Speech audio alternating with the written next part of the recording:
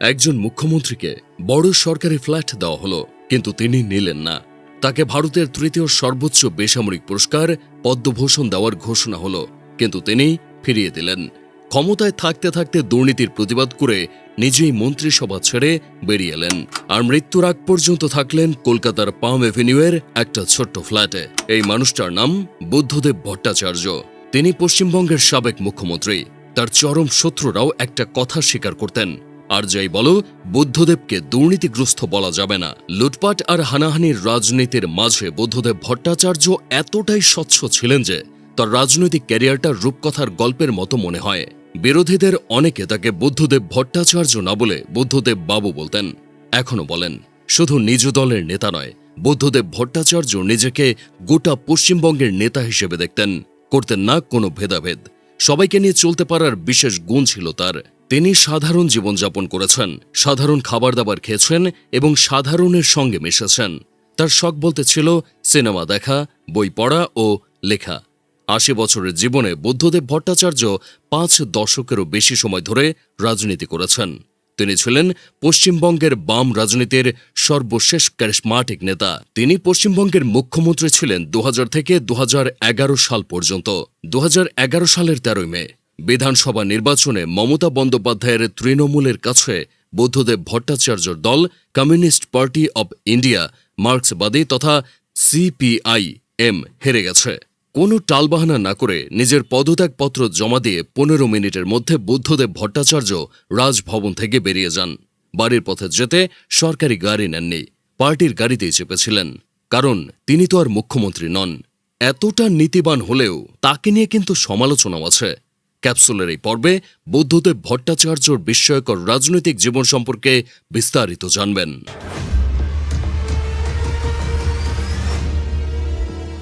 বুদ্ধদেব ভট্টাচার্যের শৈশব কেটেছে উত্তর কলকাতার রামধন মিত্র লেনে। ছোটবেলায় সবাই তাকে ডাকতেন বাচ্চু বলে। পরিবারের সাহিত্য আর বামপন্থার হাওয়া ছিল তার জন্মের আগে থেকেই। তার কাকা ছিলেন বামপন্থী কবি সুকান্ত ভট্টাচার্য। যদিও সুকান্ত অল্প বয়সে যক্ষ্মায় মারা গিয়েছিলেন, তবু সেই পারিবারিক আদর্শের ছাপ বুদ্ধদেবের মনে গেঁথে গিয়েছিল। শৈলেন্দ্র সরকার ইনস্টিটিউশনে স্কুলের পড়া শেষ করে তিনি ভর্তি হন প্রেসিডেন্সি কলেজে। বাংলা সাহিত্য নিয়ে পড়াশোনা। প্রেসিডেন্সি কলেজ তখন শুধু পড়ার জায়গা ছিল না, সেখানে চলত তর্ক, রাজনৈতিক ভাবনার আড্ডা আর সংস্কৃতির চর্চা।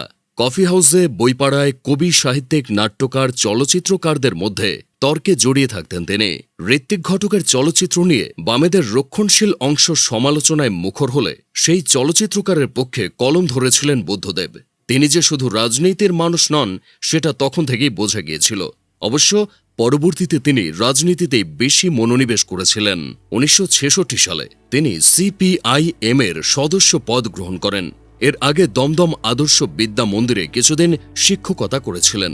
সে সময় বাংলায় খাদ্য আন্দোলন, ভিয়েতনামের প্রতি সংহতি আন্দোলন সহ বহু গণ আন্দোলনে তিনি সক্রিয় ছিলেন। শ্রেণীকক্ষে নয়, তার আসল টান ছিল মাঠে ময়দানে মানুষের মধ্যে। তাই শিক্ষকতা ছেড়ে পরে পুরোপুরি দলের কাজে মনোযোগ দেন। ১৯৬৮ সালে তিনি গণতান্ত্রিক যুব ফেডারেশনের সম্পাদক নির্বাচিত হন। তিনি এই রাজ্যে সংগঠনটির প্রথম সম্পাদক। তখন ছোট একটা ব্যাগ নিয়ে জেলায় জেলায় ঘুরে বেড়াতেন, সংগঠন করতেন। জীবনে কখনো কোনো অভিযোগ করেননি। এক বিছানায় ঘুমিয়েছেন সহকর্মীদের সাথে, পালিয়ে বেরিয়েছেন পুলিশের হাত থেকে, কিন্তু মুখ থেকে কখনো অভিযোগ বের হয়নি। ১৯৭১ সালে তিনি হন রাজ্য কমিটির সদস্য।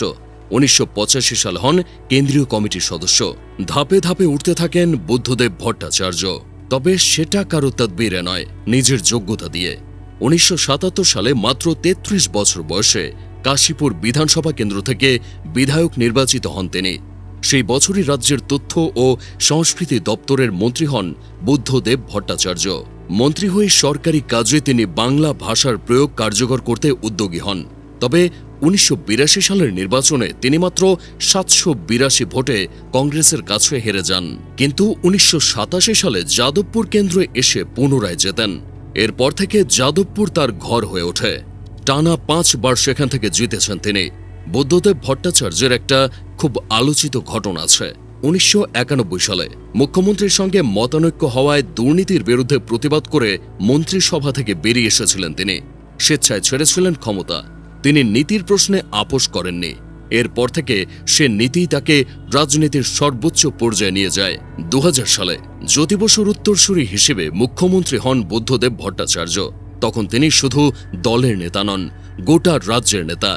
যারা তার সমর্থক ছিল না, তিনি তাদের কথাও ভাবতেন। বুদ্ধদেব ভট্টাচার্য মুখ্যমন্ত্রী হওয়ার পর পশ্চিমবঙ্গে অনেক কাজ করেছিলেন। তিনি বারবার বলতেন, শুধু কৃষির উপর ভিত্তি করে একটি জাতি বা দেশ এগোতে পারে না, প্রয়োজন শিল্পের এবং শিল্পায়নের। এই ভাবনা থেকে জন্ম নেয় নতুন এক স্লোগান, কৃষি আমাদের ভিত্তি, শিল্প আমাদের ভবিষ্যৎ।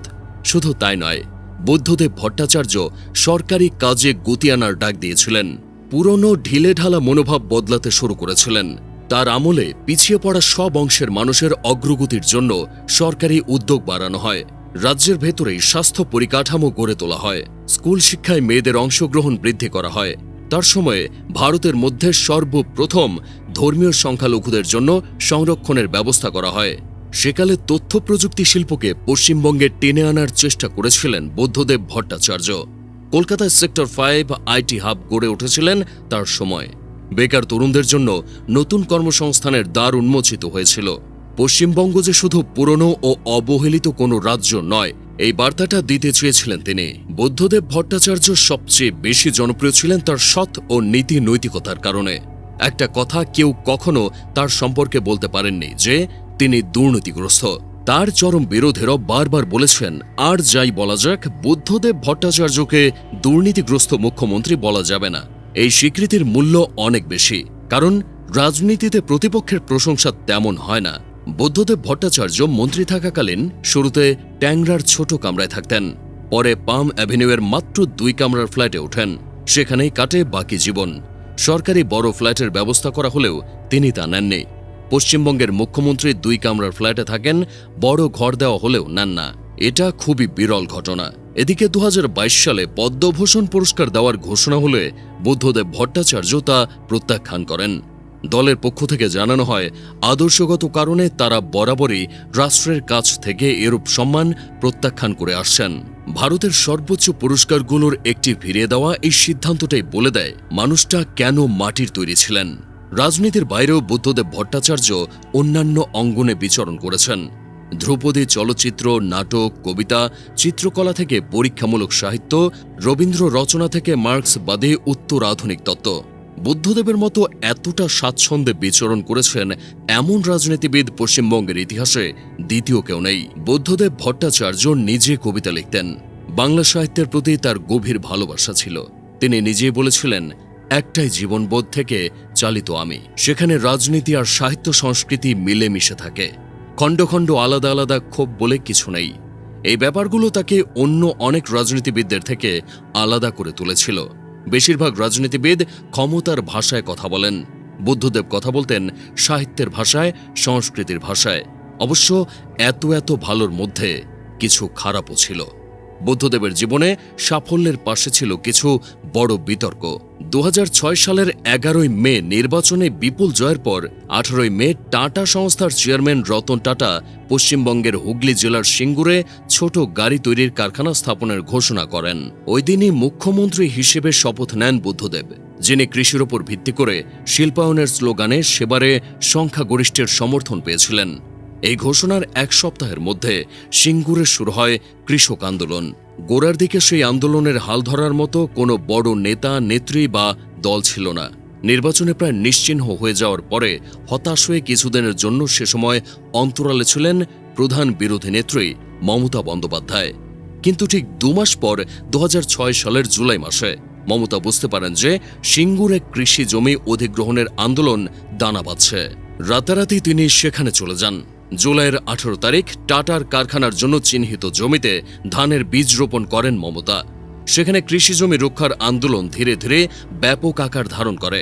পশ্চিমবঙ্গের রাজনীতিতে উত্থান শুরু হয় মমতা বন্দ্যোপাধ্যায়ের, আর ভাঙন শুরু হয় বাম ফ্রন্টের। এতে যারা আগে বাম ফ্রন্টের কর্মী ছিলেন, পরে তারাই মুখ ফিরিয়ে নেন। এর আগে 2002 সালে কলকাতায় আমেরিকান সেন্টারের ওপর জঙ্গি হামলা হয়। এর পরিপ্রেক্ষিতে তৎকালীন বুদ্ধদেব ভট্টাচার্য পরোক্ষভাবে মাদ্রাসার বিরুদ্ধে এমন কিছু মন্তব্য করেন যে কথা আজও পশ্চিমবঙ্গের মুসলমানেরা ভুলতে পারেননি। ঘটনাটি পশ্চিমবঙ্গের মুসলমানদের বিপুলভাবে সিপিআইএম বিরোধী করে তোলে। এরপর আরও কয়েকটি ঘটনায় বুদ্ধদেব ভট্টাচার্য ব্যক্তিগত স্তরে মুসলমান সমাজের কাছে অত্যন্ত অপ্রিয় হয়ে ওঠেন, যার সুবিধা নির্বাচনে পেয়ে যায় তৃণমূল কংগ্রেস। 2011 সালের মে মাসে মমতা বন্দ্যোপাধ্যায়ের নেতৃত্বে তৃণমূল কংগ্রেস ক্ষমতায় আসে। পশ্চিমবঙ্গে বামফ্রন্টের 34 বছরের শাসনের অবসান ঘটে। বুদ্ধদেব নিজে হারেন যাদবপুরে।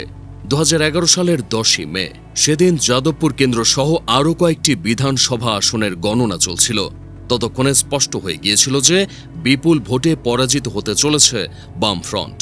অন্যদিকে তৃণমূল শিবিরে চলছিল উল্লাস। সেদিন আলিমুদ্দিন স্ট্রিটে সিপিআইএমের রাজ্য দপ্তরে বাইরে থেকে দেখা গিয়েছিল হাতে একটি খাম নিয়ে ধীর পদক্ষেপে দোতলা থেকে সিঁড়ি বেয়ে নেমে আসছেন বুদ্ধদেব ভট্টাচার্য। সব সময়ের মতোই সেদিনও তার পরনে ছিল ধুতি পাঞ্জাবি। নির্বাচনের ফলাফল দেখে ততক্ষণে তিনি পদত্যাগের সিদ্ধান্ত নিয়েছিলেন। তার হাতে ছিল পদত্যাগ পত্র ভরা খামটি, কিন্তু হারের পরেও বলেছিলেন শিল্পায়ন ছাড়া পদ ছিল না। পদ্ধতিতে হয়তো ভুল হয়েছে, কিন্তু লক্ষ্যটা ঠিক ছিল। তিনি মাথা নোয়াননি, ক্ষমাও চাননি, নিজের বিশ্বাসে অটল থেকেছেন। ক্ষমতা হারানোর পর শত অনুরোধেও সামনের সারির রাজনীতিতে ফিরে আসেননি তিনি। এরপর পাম অ্যাভিনিউয়ের সেই ছোট্ট ফ্ল্যাটে ফিরে যান। সেখানে বই পড়তেন, কবিতা লিখতেন। যে জীবন একসময় ছেড়েছিলেন রাজনীতির জন্য, সেই জীবনে ফিরে আসেন। অনেক নেতা ক্ষমতা হারালে আরও বেশি রাজনীতিতে জড়ান। বুদ্ধদেব হেঁটেছিলেন উল্টো পথে। শেষের দিকে শরীর আর সায় দিচ্ছিল না, শ্বাসকষ্টে কষ্ট পাচ্ছিলেন। 2024 সালের 8ই আগস্ট 80 বছর বয়সে শেষ নিঃশ্বাস ত্যাগ করেন এই বর্ষিয়ান রাজনীতিবিদ। মানুষ 100 ভাগ নিখুঁত হয় না। বুদ্ধদেব ভট্টাচার্যও পুরোপুরি নিখুঁত মানুষ ছিলেন না। তার কিছু সিদ্ধান্ত নিয়ে তর্ক আছে, থাকবে, কিন্তু কিছু কথা নিয়ে কোনো তর্ক নেই। তিনি সারা জীবন সৎ থেকেছেন। বিলাসিতার প্রতি কোনো টান ছিল না। ক্ষমতা পেয়েছিলেন, কিন্তু সেটাকে নিজের জন্য ব্যবহার করেননি। সাহিত্য, সংস্কৃতি আর রাজনীতিকে একসাথে বুকে ধরে বেঁচেছিলেন। পশ্চিমবঙ্গের মুখ্যমন্ত্রী হিসেবে তার ভূমিকাকে ইতিহাস মূল্যায়ন করবে, এই বিশ্বাস তার নিজেরই ছিল। সেই মূল্যায়ন এখনও চলছে। কিন্তু একটা কথা নিশ্চিত, এই রকম রাজনীতিবিদ হয়তো আর বেশি আসেন না।